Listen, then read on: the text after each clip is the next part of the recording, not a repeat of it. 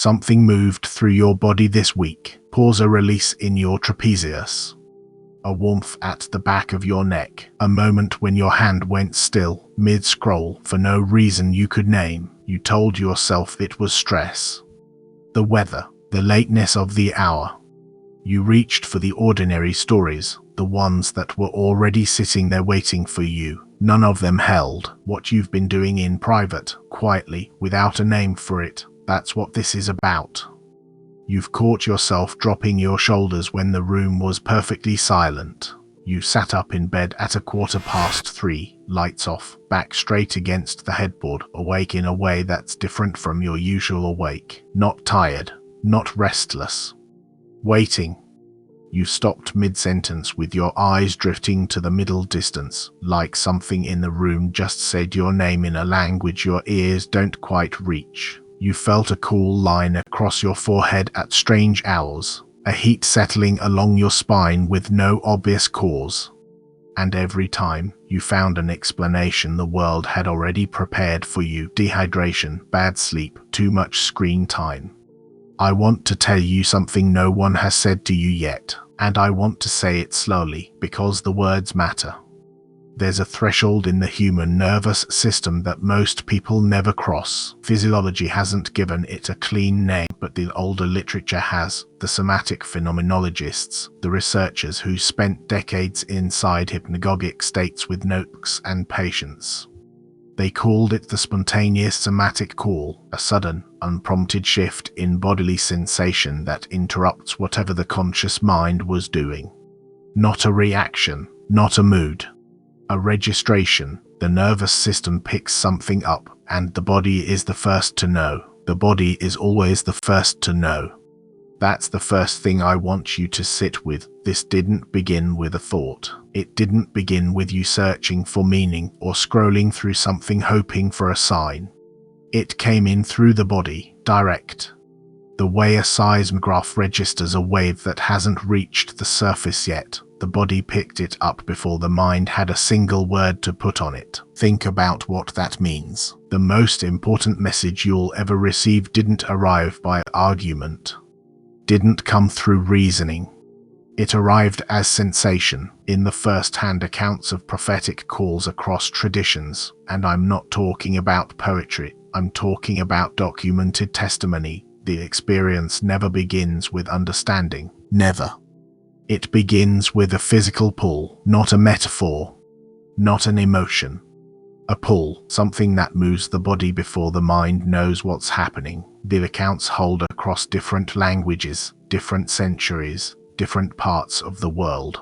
A person is in the middle of an ordinary evening, and then the body does something extraordinary without asking permission. During sleep, this takes a very specific form. The shift is not gradual.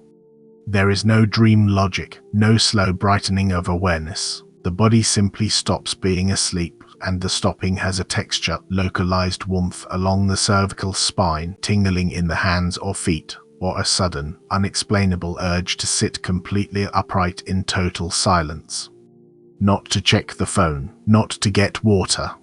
To sit upright in silence. Has that already happened in your room this week? The waking version is harder to dismiss because it happens in daylight with other people around, and you've had to learn to hide it. There's a name for it in the research: the compulsory motor pause, an involuntary cessation of movement. The brain's reticular activating system shifts its entire attention toward the incoming signal and releases everything else it was holding. You felt this. You've stood in a room and gone completely still for no reason at all. It doesn't wait for a convenient moment. It doesn't choose privacy. It arrives in meetings, mid-conversation, in the middle of a crowded street, and the world keeps moving while you've briefly stepped out of it. Then there's the temperature. Midline temperature shifts. You've touched the back of your neck, haven't you? Pressed your palm there, like you were trying to locate something moving just beneath the skin. That instinctive reaching is documented too. The body trying to find the source of a signal that has no external origin. And the sound.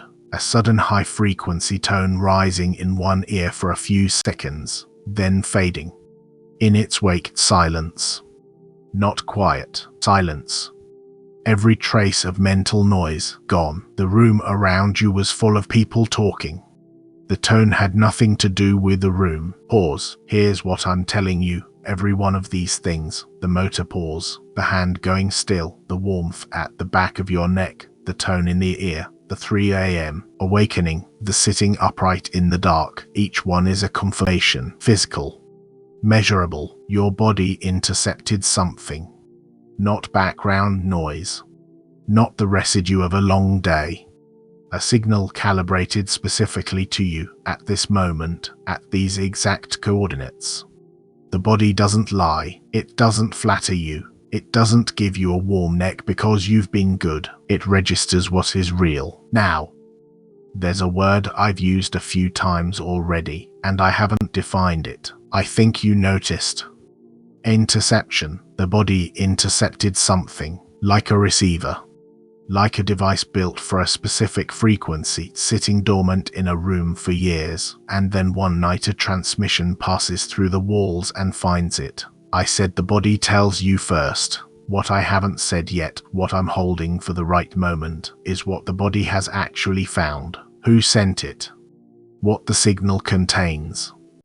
And why it came to you specifically, on this night, at this hour, when a million other receivers are still asleep. There is one more thing, something about how the body actually receives all of this. Most people are surprised by it. But if I told you right now, it wouldn't land. You'd hear it as an idea, file it somewhere, and move on. So not yet. Let tonight settle a little deeper first. Let that cool line return to your forehead once more so you know I'm not making this up, and then we'll get into why it came now. Notice what the body isn't doing. It's not bracing. It's not running that familiar, exhausting loop it runs when something's wrong. The muscles have gone quiet, but not the way they go quiet when you're drained. There's something underneath the stillness. A readiness. That difference is worth holding. For now, just one thing. You have carried something for so long you stopped asking where it came from. That's the last thing I'll say before the rest of it opens. Pause. The old chapter of your life didn't fade slowly. It didn't wear down the way a path wears down when enough people walk it. It collapsed, all at once. In a way you could feel in your chest before you had a single word for it. There's a pattern to this. A structure inside every human life where an old chapter reaches the end of what it can hold. And it doesn't go gradually, not the way you were taught change arrives. It goes completely. The whole framework, the roles, the relationships, the survival loops that kept you oriented comes down at once. You've been living inside that kind of collapse. And here's something that matters before any of the rest of this makes sense. The timing isn't random. Something waited. It waited until what you were carrying had reached a very specific condition, until the old version of you had worn down far enough that there was nothing left for a new thing to attach itself to. Because something of real weight can't land on top of a life that's still pretending to function. It needs an empty site. The first stage of that looks like exhaustion. Full, total exhaustion of every old role, every obligation you inherited, every relationship that kept you oriented but never really fed you, the patterns you developed young, the bracing, the anticipating, the making yourself small enough to be kept, those stopped working, not because you failed them, because they were never built to carry you this far. For months, maybe years, through difficulty you couldn't explain to the people around you, the identity you built out of other people's expectations was quietly giving way. And here's the thing about that kind of giving way, you can't see it from the inside. It looks like losing interest in things that used to matter. It looks like the moment you realize the people you used to call no longer have the language for what you're going through. And then the old timeline reaches its limit, not because it was bad, not because you finally decided to leave, Because it had already given you everything it had, and everything it had was never the thing you actually needed. When that happens, the structure comes down. Pause. What you're standing in right now isn't emptiness the way you've been taught to fear it. When something old collapses fully, what it leaves behind isn't failure, it's a clean field. The absence of everything that was never meant to last this long is not the same as the absence of what's coming. You're not lost. You're cleared on purpose. Because in this window, things become possible that can't happen any other time. The noise drops away, the low-level distractions, the noise of other people's opinions, the habit of seeking small validations to avoid sitting with the real thing. You felt yourself losing interest in all of that lately, without knowing exactly why. That wasn't depression. That was the clearing, and when the noise goes quiet, something shifts in how deep things can reach you. The mind becomes receptive in a way it almost never is. Not because you engineered it. Because the conditions arose around you the moment the old structure came down. You became available at a depth you haven't been available before. You didn't find this. You were brought here. The sequence of moments that led to right now wasn't operating through habit or algorithm. Something else arranged it. The signal came tonight because your vessel finally reached the right condition somewhere in the last few days. Your hand went still, your chest carried a weight you stopped trying to name. What rose to meet you in that quiet wasn't recovery, it was readiness. What's coming isn't another season to survive. It's the thing that sets a new floor. Pause, but there's a question underneath all of this that the next few minutes have to answer. The old chapter collapsed. The field cleared. The noise fell away, and every single one of those changes arrived through the body first, before the mind had any language for what was happening. Which means the mind is now being asked to do the one thing it's never been trained for, to be still. While something it can't name is already inside the architecture, moving. That stillness has a name, not the kind you find in a breathing exercise or a guided meditation, an operational name. The quarantine directive. Upon receiving a singular high-frequency transmission, the recipient must immediately execute the quarantine directive. Not as a suggestion, not as a spiritual preference. As a deliberate act of isolation, protecting something newly received before it's had time to settle. And I want to be careful with that word, dilution, because it can sound like a metaphor. It isn't. A frequency intercepted at your current threshold is still integrating, still finding its way into the deeper structures. It hasn't hardened yet, and anything that touches it before it hardens changes its shape. In the esoteric traditions, and in what some now call self-preservation psychology, containment isn't secrecy for its own sake. It's the equivalent of closing the blast doors around a room where something too new to survive exposure is still forming. You wouldn't carry a developing photograph into the sun. You wouldn't describe your next move to someone whose nervous system is tuned to a completely different station. The principle is the same. The signal is inside you now. The only variable left is what you do with the next few days. And there are 3 laws that govern that variable, not suggestions. Laws. The first law of containment is zero external broadcasting. No sharing, no forwarding. No posting, no sending this to the one person you thought of in the first 30 seconds. No dropping a link into a group chat with the words "this might be for you." None of it. I know the impulse. I've felt it myself. When something lands with this much precision, the first reflex is to hand it to someone else. But that reflex is a leak. The transmission was calibrated for a single vessel at a single threshold of integration. The moment you project it outward, you're taking something that arrived through a private channel and pushing it through a public one. And the public channel isn't neutral. It's full of frequencies that aren't ready to hold what you're holding. Their skepticism, their confusion, their need to explain it away or claim it as their own. Every one of those frequencies touches the signal on its way out and leaves a mark on it.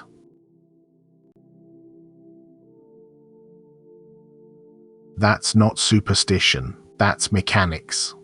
The second law is zero debate. You don't present your case. You don't sit across from someone who's already decided this is generic content and try to convince them otherwise. Because debate, even when you win it, is a broadcast. Every word you spend defending what you received is a word of charge that leaves the vault. And the person you're arguing with isn't receiving the transmission, they're receiving your defense of it. Which means what they're hearing isn't the signal. It's a distorted echo of the signal traveling through your protective urgency. By the time it reaches them, it's already changed. You can't argue someone into receiving a frequency. You can only introduce static into your own. The third law is absolute vault sealing, not just refraining from sharing, not just refusing to argue, but actively pulling the transmission inward and holding it there, treating what you received the way someone treats a document that can't be photographed, can't be described, can't even be confirmed to exist. Even to people who love you. Especially to people who love you, because those are the people whose opinions carry the most weight, and that weight is the last thing a tender signal needs pressing on it before it can ground. Pause. Vault sealing isn't passive. It's an active refusal. It's the choice to let the code integrate without witnesses, without commentary, without anyone else's nervous system touching it, and that's where most people fail. Not at the sharing, not at the arguing, at the sealing, because sealing is quiet, and quiet feels like nothing is happening. And the mind, which has been trained to narrate every experience the moment it occurs, reads that quiet as loss, so it reaches for a phone. It wants to type, it wants to externalize, because externalizing is how the mind convinces itself the experience was real. But the experience was already real before the mind arrived. And the mind's commentary isn't proof, it's pressure.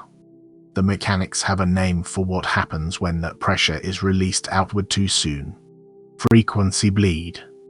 Here's what that looks like. A newly intercepted signal gets exposed to uncalibrated minds. That's all it takes. Not a malicious act, not an attack, just ordinary exposure to ordinary people who haven't reached the threshold you have. Each of those minds carries its own active frequency. And when your signal touches those frequencies, it becomes contaminated. Not destroyed, distorted, small distortions in the blueprint before it can ground physically. That last part matters, before it can ground physically. The signal you intercepted isn't meant to stay a sensation in the body. It's meant to become something built in the material world. A structure, a movement, a position, a set of relationships, a kind of work. But it can't take physical form if it's been riddled with distortions before the form has had time to set. The blueprint has to be clean. And the only way to keep it clean is to keep it from touching anything that could warp it. This isn't about hiding. You're not hiding anything. You're holding it in the only environment where it can survive its own integration. And when the container holds, when no broadcast happens, when no debate is entered, when the vault stays sealed long enough, something shifts. The signal stops being a signal. It becomes something denser. A hardened frequency blueprint. This is the output of successful containment. The code integrates fully before physical manifestation. Not partially. Not under pressure, fully. It sinks into the deep structure of the nervous system. It aligns with the architecture that's been under construction across the whole of the season you just came through. It becomes part of the field itself, so deeply embedded that no outside frequency can reach it. And once that hardening is complete, physical manifestation follows. Not as something you chase. Not as something you force, as something that pours out of the integrated code. The life that matches the transmission begins to form because the transmission was allowed to finish forming first.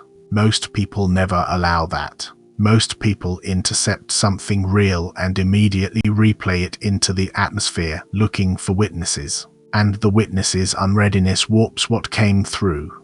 And the manifestation arrives bent. Or it doesn't arrive at all. I can tell you what I learned in the rented room in Leith. What happens when you speak a thing before it has any weight to it. What I was carrying that season wasn't meant to be discussed. It wasn't meant to be defended. It was meant to sit in the dark with me until it had enough strength to stand in the light. And every time I broke that, every time I opened my mouth too soon, something leaked out. Not everything. But something, a little clarity, a little of the force that should have gone into building the thing, spent instead on explaining the thing, and it explaining changed nothing in the listener because the listener couldn't receive what they hadn't been prepared to receive. Everything that was lost was mine, which is why this isn't a prohibition against closeness. It's a protocol for protection. What you've intercepted right now is the most tender thing you own. It's still integrating inside a nervous system that is only beginning to understand what it's holding, and the only person qualified to hold it in this phase, at this stage, is the person whose threshold called it in. You pause the question that was hanging in the interval. What is the mind supposed to do while the signal is already in the body but not yet translated? Now has its answer. The thinking has to stop taking the signal apart and start sealing the room around it. Because whatever this is going to become, it hasn't become it yet, and the space between interception and manifestation is the only place where it can still be lost. I want to leave this section on something specific. Not a summary. A recognition. The reason this fails for most people isn't that they don't understand it. It's that they've never learned to distinguish between the sensation of something arriving and the obligation to do something about it. They feel the signal, the body locks on. The nervous system goes still, and then the mind, terrified of its own uselessness, starts generating action. Tell someone. Post something. Find a witness, because action feels like participation. But in the containment phase, action is the enemy. The signal doesn't need a witness. It needs a volt. The question that carries forward isn't whether you'll follow the directive. It's whether you can hold the silence long enough for the hardening to finish. Because the silence isn't empty. It's the only environment where what is already forming inside you can finish forming. And when that completion arrives, it doesn't announce itself through thought. It comes as a release of pressure, a settled weight, a change in the quality of the stillness itself. There's a physical signature for what's happening inside you right now, and you haven't been told how to read it yet. Pause. That's what comes through next. The body has been holding this signal since the moment it arrived, and what it's been doing with it is not passive. It's been translating it in mystical theology and in the careful study of how a vessel receives what is higher than itself. The physical body is described as an organic transducer. Not a container that simply stores, a mechanism that converts. Higher light enters, and the body turns it into something biological, something the skin can feel, a change in breath, a shift in how the muscles sit, a warmth that has no obvious source. That's why the physical signs exist at all. They're not decorations, they're the conversion happening in real time, inside a nervous system that was built for exactly this kind of reception.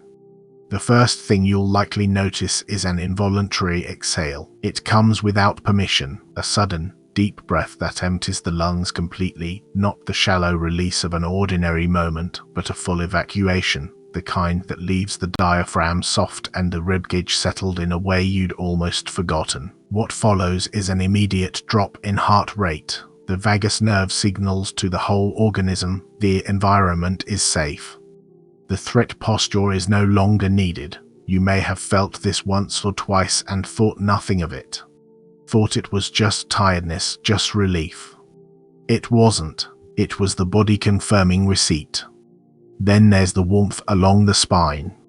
A soothing, heavy heat that spreads down the back of the neck and between the shoulder blades. Not a fever. Not external temperature. It's the sensation of long-held muscular defenses finally letting go. Think of what happens to a fist when you stop making it. Muscles that have been braced for years, carrying an expectation of impact that never needed to be carried, releasing all at once. The warmth is blood returning to tissue that hasn't been fully open in a long time. And with it, the jaw. The masseter unclenches on its own. This one is so subtle that most people miss it until someone names it. The chronic tension of survival mode vigilance lives in the jaw, in the back teeth, in the pressure you didn't know you were holding all day and all night. When it releases, it feels like setting down something you were never told you were carrying. There's an outer confirmation as well. In the study of synchronicity, repeated numerical sequences work as environmental markers. They reflect back what has already shifted internally, showing you that what changed inside is now registering outside. The sequence 1111 is the gate. When it starts appearing in repetition, it confirms that your vessel has received a direct, uncorrupted transmission and stepped into an active alignment. The pairing of 1111 with 999 over the following 48 hours closes the circuit entirely. One opens the portal, the other seals what passed through it. These are the tokens. The involuntary exhale, the warmth along the spine, the jaw releasing, and the repeated appearance of 1111 paired with 999 in the days that follow. Small things. Small but real. If they arrive, they're not coincidences. They're the receipt. The problem is that most people read the receipt and immediately go looking for someone to show it to. That impulse, the one pulling you to show someone to prove it happened, it doesn't belong to you anymore. It belongs to an older version of you. The one who needed someone else in the room to make something real. What follows isn't a recap of what came before. It's the frame that gives everything you've already received somewhere to stand. Let it land without ceremony, without display. There's a reason this doesn't sound like the other channels. A reason I've never asked you to type anything, claim anything, post your receipt for strangers to see. Other voices build entire architectures out of petition and performance. This one starts from a different place, one that assumes you're already capable of holding what's being given without needing to be coached into displaying it. That other architecture, the one built on petition, rests on a single assumption that the message is for everyone, and you just happen to be one of the crowd. Pause, but this is not that. I spent 20 years studying the languages people use to describe what can't quite be said. I sat in a lecture hall at the University of Edinburgh, 23 students, a framework they'd been trained to dismiss, and I watched it cross their faces anyway. The moment of contact. I know what happens to truth when it's forced through a channel too narrow to hold it. It doesn't come out stronger, it comes out stripped. Reduced to whatever could survive the room. So I made a decision, years ago now, that I wouldn't feed what I was given through that machine. I wouldn't translate the high for the low. I wouldn't soften the frequency just so more people could receive it without being changed by it. That decision cost me something, but it also built the floor I'm standing on right now. So here's the refrain. You don't need to remember what I call it. You need to remember the principle underneath it. Cheap viral content works by lowering your state, triggering fear, desperation, scarcity, the hunger to be seen. What I'm describing works in the opposite direction. It doesn't beg. It doesn't plead. It doesn't ask you to prove yourself by performing your receipt in public.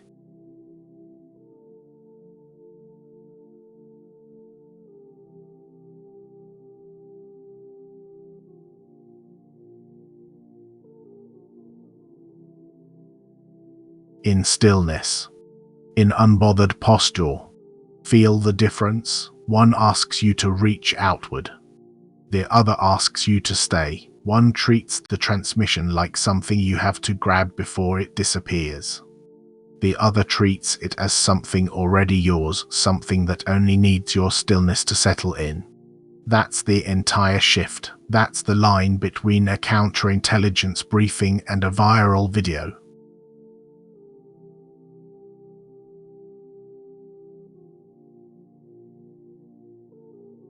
It assumes the message loses value unless it keeps moving, that it needs circulation to become real. The reframe is this: a sealed vault doesn't require circulation to hold its value. It requires containment. That's not a cosmetic difference. One assumes the message needs an audience to matter. The other assumes it's already real, already working, and that its power is preserved precisely because it was never diluted across a crowd. Then there's the cold reading trick. Someone with the initial M is thinking of you. You've heard it. It feels personal, feels precise, but it's a net cast wide enough to catch almost anyone. The reframe replaces it with something structural. Your energetic field intercepted a precise frequency key tonight. That's not a guess about your life. It's a record of what happened in the field. The mechanics, the interception. One is probability dressed as revelation. The other is already logged.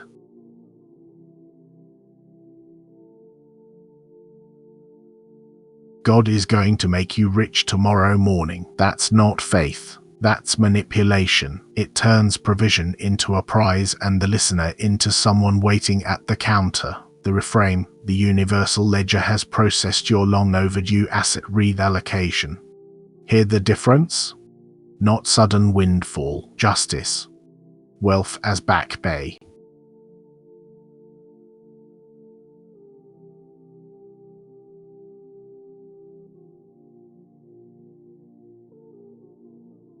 And here's why it matters. Not for this channel. For you. Because the way a message arrives changes the state of the person receiving it. If I speak to you as a desperate petitioner, that's how you will receive: reaching, grasping, leaking. If I speak to you as a sovereign, you'll receive as one. Seated, still, contained. The frequency you're carrying right now, the interception, the collapse, the integration, it can't be held by someone who's hemorrhaging charge. The posture is part of the process. Stillness isn't passive. It's the work. This is why I speak the way I speak. Slow cadence, quiet authority. Those things are the language of the algorithm, designed to keep you reactive, scrolling, grabbing. But a frequency key can't land in a reactive nervous system. It needs somewhere still to arrive. So the delivery is the message. The pace is the protocol. Sit with that for a moment. The reason this feels different isn't accidental. If I came at you with volume and urgency, I'd be feeding you noise while pretending to deliver signal. So I don't raise my voice. I don't rush. I don't ask you to do anything except stay exactly where you are, because staying is the assignment. Now, the singular target. And I know how that sounds. Strip away the viral gimmicks, the fortune teller tropes, the emotional manipulation. Contained. The frequency you're carrying right now, the interception, the collapse, the integration, it can't be held by someone who's hemorrhaging charge. The posture is part of the process. Stillness isn't passive, it's the work. This is why I speak the way I speak. Slow cadence. Quiet authority. No swelling music. No urgency climbing into your chest. Those things are the language of the algorithm, designed to keep you reactive, scrolling, grabbing.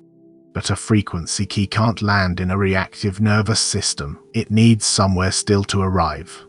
So the delivery is the message. The pace is the protocol. Sit with that for a moment.